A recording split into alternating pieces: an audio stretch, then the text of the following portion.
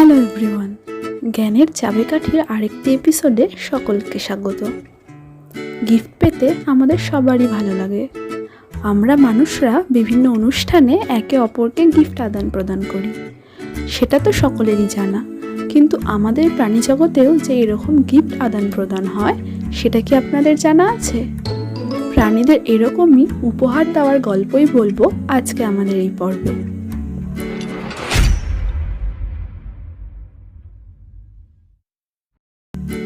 প্রাণী জগতে কোনো পুরুষ প্রাণীকে তার সঙ্গিনী খুঁজতে অনেক কসরত করতে হয়। তাদের নিজের যোগ্যতার প্রমাণ দিতে হয় স্ত্রী প্রাণীদের সামনে। কিছু প্রাণীদের ক্ষেত্রে সেটা উপহার প্রদানের মাধ্যমে, কারো ক্ষেত্রে সুন্দর বাসা বানিয়ে, কেউ আবার সুন্দর গান গেয়ে, আবার কেউ সুন্দর নৃত্য প্রদর্শনের মাধ্যমে নিজের যোগ্যতার প্রমাণ দেয়। তাদের মধ্যে যাদের যোগ্য বলে মনে হয় তাদের সাথে ঘর বাঁধে স্ত্রী প্রাণীরা। অর্থাৎ প্রাণী জগতের স্ত্রীরাই যোগ্য পুরুষদের নির্বাচন করে, যেমন হতো আগেকার যুগে স্বয়ংবর সভায়। শ্রেষ্ঠ যোগ্যতা সম্পন্ন পুরুষদের বরমালা পরাতো কোনো রাজ্যের রাজকন্যা। এবার আসি আসল গল্পে।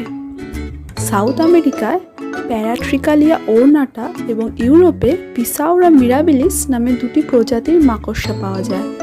মাকড়সা হলেও এদের উপহার প্রদানের কৌশল শুনলে আপনারাও অবাক হবেন। এরা স্ত্রী মাকড়সার মন জয় করার জন্য বিভিন্ন খাবার জিনিস উপহার হিসাবে দেয়। তার মধ্যে মাছি, বিভিন্ন ছোট পোকা এসবই প্রধান। কিন্তু এদের মধ্যে কেউ কেউ সেগুলোকে সুন্দরভাবে সাজিয়ে প্যাক করে দেয়। কি মনে হচ্ছে তো সেটা কিভাবে সম্ভব? তারা জোগাড় করে বিভিন্ন রঙের রেশম গুটি। আমরা যেমন উপহার গিফট র্যাপে প্যাক করি, তারাও রেশমের সুতো দিয়ে সেই খাবার জিনিসগুলো ভালো করে বেঁধে বা প্যাক করে স্ত্রীদের উপহার দেয়। দুটো পুরুষ মাকড়সা একজন সুতোয় মোড়ানো রঙিন গিফট আর একজন শুধু গিফট একটি স্ত্রী মাকড়সাকে প্রদান করলে, স্ত্রী মাকড়সাটি কিন্তু সেই রঙিন গিফটই নেবে এবং সেই পুরুষ মাকড়সাটিকে সঙ্গী হিসেবে বেছে নেবে। কিন্তু অনেক পুরুষ মাকড়সা খাবারের বদলে নুড়ি পাথর ভালো করে সুতো দিয়ে মুড়িয়ে দিয়ে দেয় উপহার হিসাবে।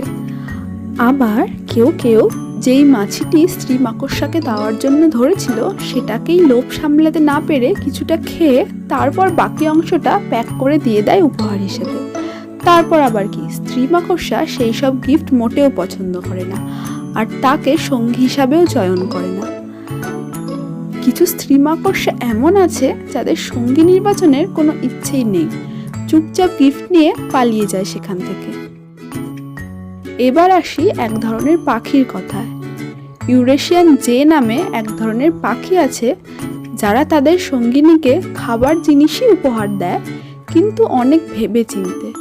স্ত্রী পাখি যেই খাবারটা খাচ্ছে, পুরুষ পাখি সেটিকে লক্ষ্য করে, তারপর সেই খাবার ছাড়া অন্য কোনো খাবার তাকে উপহার হিসাবে দেয়, যাতে সে সেই খাবারের আনন্দ উপভোগ করতে পারে। যদি স্ত্রী পাখিটি মদ জাতীয় কোনো পতঙ্গ খায়, তাহলে পুরুষ পাখিটি তাকে অন্য কোনো পোকা উপহার স্বরূপ দেবে। কিন্তু যদি সেই পাখিটি কোনো পোকা খায়, তাহলে সে মদ জাতীয় পতঙ্গ উপহার স্বরূপ দেবে। সে ভাবে যেটা স্ত্রী পাখি রোজ খাচ্ছে, তার বদলে নতুন কোনো খাবার উপহার দিতে। কাউকে উপহার দেওয়ার সময় আপনারাও কি এতটা ভেবেছেন কখনো?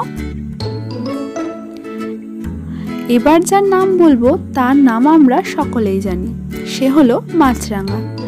এরা স্ত্রী মাছরাঙাকে আকর্ষিত করতে মাছ উপহার দিয়ে থাকে। এরা যখন মাছ খায় তখন মাছের মাথা ধরে তারপর খেয়ে ফেলে, অর্থাৎ মাছের মাথাটা মুখের ভেতরে থাকে আর লেজটা ঠোঁটের বাইরে থাকে খাওয়ার সময়। কিন্তু যখন এরা স্ত্রীদেরকে মাছ উপহার দেয়, তখন মাছটাকে উল্টোভাবে ধরে, মাথাটা ঠোঁটের বাইরের দিকে আর লেজটা থাকে মুখের ভেতরে। তারপর তারা সেই মাছ নিয়ে চলে সঙ্গিনীর খোঁজে। অনেক স্ত্রী পাখিদের মধ্যে একজনকে পছন্দ করে তার উদ্দেশ্যে বাড়িয়ে দেয় সেই মাছ। এমনও দেখা যায় স্ত্রী পাখিটির মাছ পছন্দ হলো না, সে মুখ ঘুরিয়ে বসে থাকলো। তখন সে আর কি করবে, মাছটি খেয়ে তারপর আবার অন্য মাছ ধরে অন্য স্ত্রী মাছরাঙাকে উপহার প্রদান করে। আর সে যদি গ্রহণ করে, তাহলেই ব্যাস, তারা উড়ে যায় বাসা বানানোর জন্য। এবার বলবো এক প্রজাতির পেঙ্গুইনের গল্প। এরা উপহার দেয় তাদের স্ত্রী সঙ্গিনীকে ইমপ্রেস করার জন্য। তারা সব জায়গা খুঁজে খুঁজে নিয়ে আসে সবচেয়ে সুন্দর দেখতে পাথর।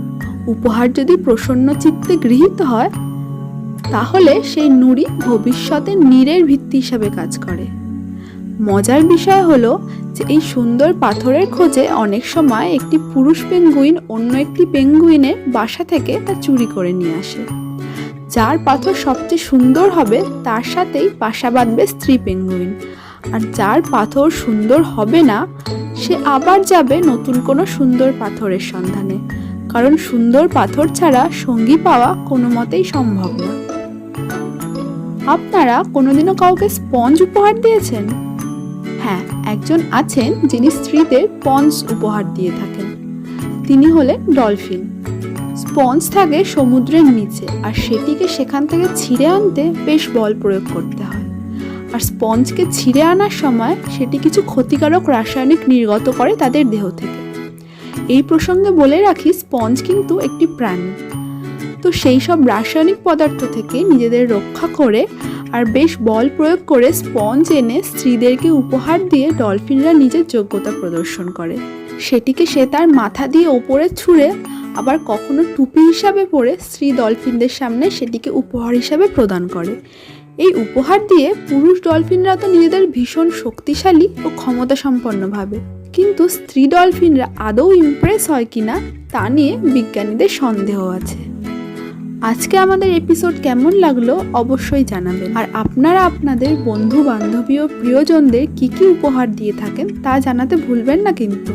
আর এই ধরনের ভিডিও পেতে সাবস্ক্রাইব করুন আমাদের চ্যানেল। আমাদের সাথে থাকার জন্য ধন্যবাদ।